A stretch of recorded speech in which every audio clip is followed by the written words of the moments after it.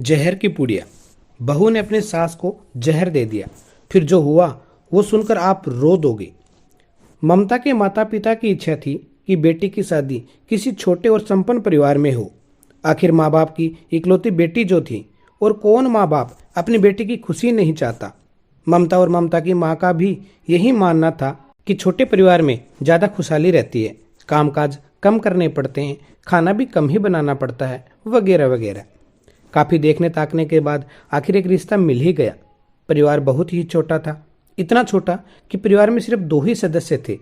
कहने का मतलब, जिस परिवार में ममता की शादी होने जा रही थी, उस परिवार में लड़के के अलावा सिर्फ उसकी माँ थी। लड़का बिजली विभाग में सरकारी नौकरी कर रहा था, देखने में भी काफ़ी अच्छा था। बस फिर क्या था, चटमंगनी पट ब्याह। शुरुआत में कुछ महीनों तक तो सास बहू में सब कुछ ठीक ठाक चला, लेकिन फिर धीरे धीरे ममता को आभास होने लगा कि उसकी सास के साथ पटरी नहीं बैठ रही है। चूँकि ममता आधुनिक ख्यालों वाली लड़की थी, जबकि सास पुराने ख्यालों की, और यही सबसे बड़ा कारण भी था। सास का मन रामायण देखने का होता तो बहू का मन कुछ और। समय और थोड़ा बीता। अब ममता और उसकी सास की तो आए दिन किसी न किसी बात पर नोकझोंक होने लगी। धीरे धीरे हालात बद से बदतर होने लगे। कभी कभी तो आसपास के लोगों को बीच बिचाव करना पड़ जाता।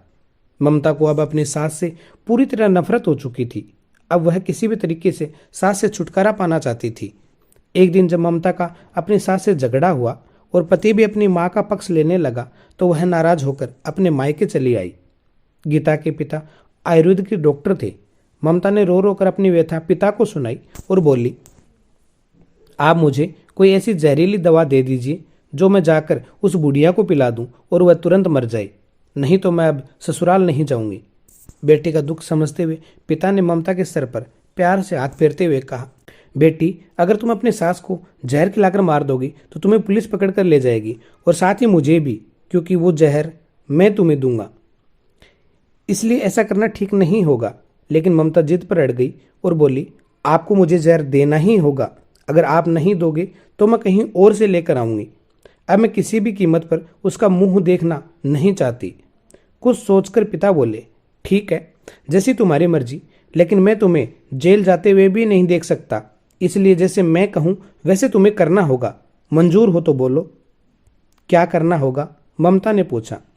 पिता ने एक पुड़िया में जहर का पाउडर बांधकर ममता के हाथ में देते हुए कहा, तुम्हें इस पुड़िया में से सिर्फ एक चुटकी जहर रोज अपनी सास के भोजन में मिलाना है।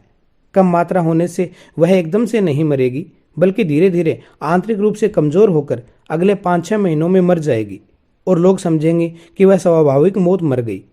पिता ने आगे कहा, लेकिन तुम्हें बेहद सावधान रहना होगा ताकि तुम्हारे पति को बिल्कुल भी शक न होने पाए, वरना हम दोनों को जेल जाना पड़ेगा। आगे बोलते हुए पिता ने कहा कि इसके लिए तुम आज के बाद से अपने सास से बिल्कुल भी झगड़ा नहीं करोगी, बल्कि उसकी सेवा करोगी।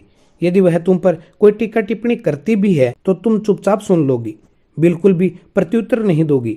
बोलो, कर पाओगी ये सब? ममता ने सोचा, 4-6 महीने की ही तो बात है, फिर तो हमेशा के लिए छुटकारा मिल ही जाएगा। उसने पिता की बात मान ली और जहर की पुड़िया लेकर ससुराल चली आई। ससुराल आते ही अगले दिन से ही ममता ने सास के भोजन में एक चुटकी जहर रोजाना मिलाना शुरू कर दिया। साथ ही उसके प्रति अपना बर्ताव भी बदल लिया। अब वह सास के किसी भी ताने का जवाब नहीं देती, बल्कि क्रोध को पीकर मुस्कुराते हुए सुन लेती। रोज उसके पैर दबाती और उसकी हर बात का ख्याल रखती। सास से पूछ पूछ कर उसकी पसंद का खाना बनाती, उसकी हर आज्ञा का पालन करती। कुछ हफ्ते बीते बीते सास के स्वभाव में भी परिवर्तन आना शुरू हो गया। बहू की ओर से अपने तानों का प्रत्युत्तर न पाकर उसके ताने अब कम हो चले थे, बल्कि वह कभी कभी बहू की सेवा के बदले आशीष भी देने लगी थी। धीरे धीरे 4 महीने बीत गए। गीता नियमित रूप से सास को रोज एक चुटकी जहर देती आ रही थी, किंतु उस घर का माहौल अब एकदम से बदल चुका था। सास बहू का झगड़ा पुरानी बात हो चुकी थी। पहले जो सास ममता को गालियां देते नहीं थकती थी, अब वही सास आस पड़ोस वालों के आगे ममता की तारीफों के पुल बांधने लगी थी। बहू को साथ बिठाकर खाना खिलाती और सोने से पहले भी जब तक बहू से 4 प्यार भरी बातें न कर ले, उसे नींद नहीं आती थी।